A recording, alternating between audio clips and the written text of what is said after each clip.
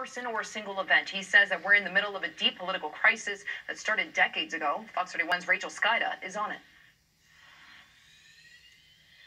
That professor from DU says what happened at our nation's capital reminded him of the countries that he studies, third world, developing countries with fragile democracies. But he's not surprised to see our country get to this point. How did we get here? A question facing so many after watching a mob breach and attack our nation's Capitol building.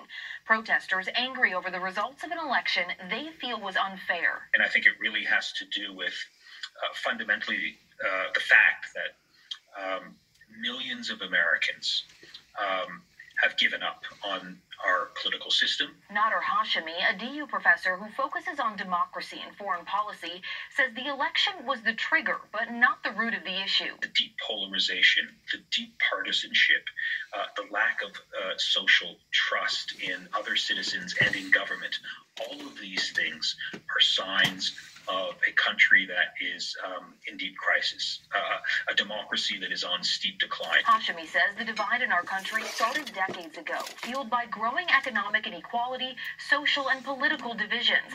He believes the protests and riots over the summer are part of that same story. People who were on the streets of the United States this past summer were also in their own way, telling us that the current political system, our current system of government, our economic policies, our social policies aren't working for them either. He believes our government hasn't been this fragile in modern history, and the closest parallel is the Great Depression. But I think we need to be brutally honest in terms of the problems that are facing this country. So what's happened today in Washington, D.C. is not just a passing moment.